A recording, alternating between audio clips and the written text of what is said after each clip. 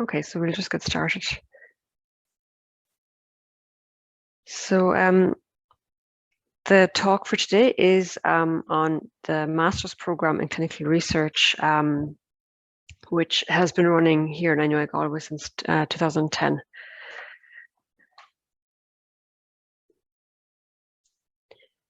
So overall, there are a number of modules that you can take on the program, and what we tell students usually is that you can tailor it to suit your career avenue. Bear in mind, this program is available to take on a full-time basis over the course of a year or over 2 years on a part-time basis. As part of that, all students, irrespective of full-time or part-time, will be required to complete 3 core modules, which you can see in the table on the top left-hand corner, and they are fundamentals of health research methods, introduction to Biostatistics 1, and introduction to the ethical and regulatory frameworks of clinical research. And I'll talk about the individual modules in a bit in the coming slides. So as I said, the master's has been running since 2010, and since then we've had over 178 graduates on the program, and currently we have more than 50 students registered taking the module between full-time and part-time. And the background of the students that have been coming through the program so far, initially it was really tailored towards healthcare practitioners, clinicians, doctors, dentists. But over the years, this has really widened to include students from an engineering background, biomedical sciences background. We have a number of pharmacists taking this module, nursing graduates, and then also people from industry, medical devices industry, engineering, and from project management background as well, trying to upskill in that area. And then if we look at the graduate careers opportunity, well, there is varied as well in that you can branch out into a number of different areas. So initially it was really tailored towards doctors that wanted to go into the area of clinical trials and become principal investigators. But since our background has expanded, so has graduate careers opportunity. So you have people going towards principal investigation, but also in other sectors of clinical research, such as pharmacovigilance, which deals with safety reporting, project coordination of clinical trials, as well as program management. A number of students entered the career pathway as a clinical research associate. Some go into monitoring of clinical trials. Then there's obviously research nursing and research pharmacy. Another fundamental component of clinical research, which is data management and the quality and regulatory component. So I'll move to the next slide. So a little bit about the background of the module then. As I said, there are 3 core modules, and those 3 core modules will have to be completed in semester 1 of year 1. In semester 1, you then have the opportunity to take a number of optional modules that, if you feel like they're in your interest, so we have an economics module that we get in collaboration with the masters in economics. So they provide us with provide access to our students to take 2 modules that run either in semester 1 or semester 2. And the semester 1 is an economics evaluation in healthcare. The second optional module for semester 1 was bioethics, and then there's a first-in-man clinical trials module. So a little bit about those semester 1 modules. So moving on to the core module, which is fundamentals of health research and evaluation methods.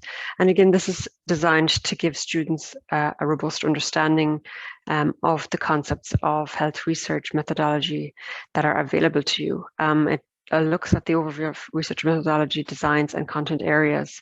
And that includes some of these design areas, such as qualitative methodologies, looking at the concepts of health, formulating research questions, and how to do literature review, to name a few. But again, if anybody's interested in it, to email me directly, and I can provide you with a course handbook where you can take your time in looking at the modules in more detail.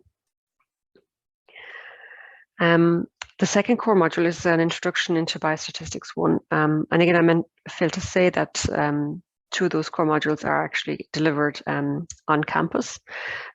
So at the moment, because of the restrictions in place by COVID, we've provided initially an online teaching delivery of these modules, but we've moved back as restrictions have eased to facilitating on-campus delivery, with the opportunity for students that aren't able to attend to access the lectures and tutorials via live streaming.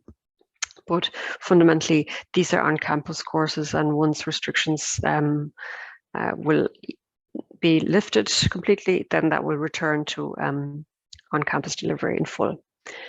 And then biostatistics, I suppose, gives students the opportunity to have a look at an introduction to the basics of biostatistics, which allows them to understand concepts of population distribution, sampling, and probability. So it's a kind of a taster into what biostatistics is. And then the third core module, which is actually an online module, and will stay an online module. So it's delivered in you access pre-recorded lessons in your own time, and you complete it in your own time. There are a number of continuous assignments that you do as well. And again, this gives you an overview of core principles that underpin clinical research, looking at the ethics, good clinical practice, and the relevant regulation legislation that underpin how we do clinical research. And then there is the optional module to take economics, evaluation, and healthcare if students are interested in that. And here they look at health technologies from a budgetary perspective, and that will be delivered using case studies. And again, it's on-campus delivery as well. Moving on to the first in-man clinical trials module, again, as the name suggests, it really gives you an overview of the fundamentals of running early phase clinical trials, and the complexity that comes with these types of trials, which are key and often are slightly a little bit different to the later clinical trial phases. The last semester one optional module is bioethics, and really that gives you an introduction into the world of biobanking from an ethical perspective, looking at the importance of balancing the need to advance our knowledge of medicine against the legal and ethical mandate to protect society. So it's all about what are the ethical dilemmas associated with biobanking and taking specimens from patients for clinical research. And now we're moving to semester 2, where we have a range of optional modules that students need to complete, along with the fact that they also have to do a research project. Here's the list of optional modules that you have. And again, bear in mind, to complete the Masters in Clinical Research, you need 90 credits. All of those modules are worth 10 ECTS. So with the 3 core modules done, and with the thesis project, which is for 30 credits, you are left with actually 30 credits to choose from. So you can complete them across semester 1 and semester 2. If you are interested in if you found Biostatistics 1 interesting, there is an opportunity to do an advanced Biostatistics 2 module in semester 2, where it goes into more in-depth analysis and statistical modeling techniques. There is an observational analytical research methods module, and as the name suggests, it discusses observational study methods such as cohort studies, case controls, and what's involved in them, survey research type studies. Then there is an online module on research methods for randomized controlled trials, and it provides an outline that leads to the development of protocols for clinical trials. And it's really aimed at individuals with an interest in leading or working on future clinical trials. It's from that kind of point of view where you're kind of going to be designing protocols of clinical trials. There's another online module on systematic reviews. And again, that looks at how to actually go about conducting a systematic review, which is a really important aspect for providing answers to key healthcare questions in a systematic and reproducible manner. And this module is delivered online and goes through all the steps that are required to carry out a systematic review. The second health economics module is called Health Systems and Policy Analysis, and again, delivered by our colleagues in health economics, which focus on the evolution of healthcare systems, looking at healthcare markets, challenges, and the reimbursement and associated activities. Again, that's delivered on campus as well. There is a semester 2 module on biobanking, focusing on the advanced clinical application testing. So once you've actually collected your biospecimen of interest, we want to kind of elaborate what can actually be done with that specimen that you've collected. So it looks at collection process, any control and facilities, that requirements that need to be adhered to. And then we talk a little bit about downstream analysis of those samples, looking at maybe extraction of protein, DNA, and RNA for research purposes. We also offer a translational medicine module, which is provided by the Biosciences department. It's an on-campus delivery and really kind of talks about what happens on a research perspective before it actually enters clinical trial stages. So we're talking about the laboratory side of research that needs to take place before we can actually move on to testing in patients. We offer a clinical research administration module that's actually tailored at people that want to work in a clinical research facility, such as a coordinator or a clinical research associate or a monitor. So it kind of gives you an overview of the administrative aspects of clinical research. Moving on to our research component, then for part-time students, part-time students have the opportunity to take thesis module, which is worth 30 credits, or complete the independent study module, which is worth 10 credits. It's a produce an original body of work, and usually is the focus of similar to a research paper submission. And then the thesis project, which is for 30 credits, where we expect students to provide an original body of work, usually containing a 3 chapters, or 2 to 4 chapters, and then that's kind of their research component, and it has to be clinical research relevant. We have been offering a HRB fellowship program on the master's program, which has been on hold now for the last 2 years due to COVID. We are hoping to bring that back on track in 2022. But again, we take 4 students annually to work with us in the clinical research facility on various different departments. And there you will be able to gain a hands-on experience in clinical research.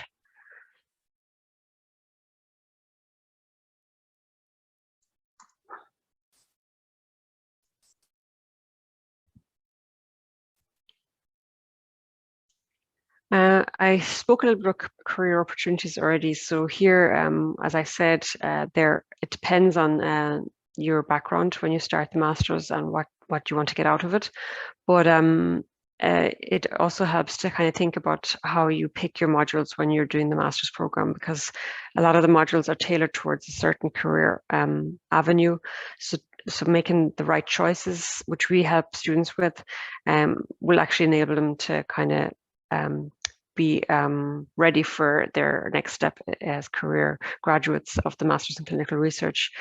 But yeah, again, the graduate opportunities depend on your level of expertise and where you really want to go with it. So we have people going in, moving in as research assistants, maybe a research associate, data managers, project coordinators, and then from a healthcare background, research nursing or junior investigator level type entries. Please have a look at the NUIG website for any scholarship schemes that are available to you. If you're interested in the HRB fellowship, applications will be taken via our own website on the university page, and there'll be a link to submit the application, which is not open at the moment, but to keep an eye on that. And then just to bear in mind that there are help desks open on the university websites for postgraduate administration questions you might have. So if you don't have any questions, we'll end that meeting there.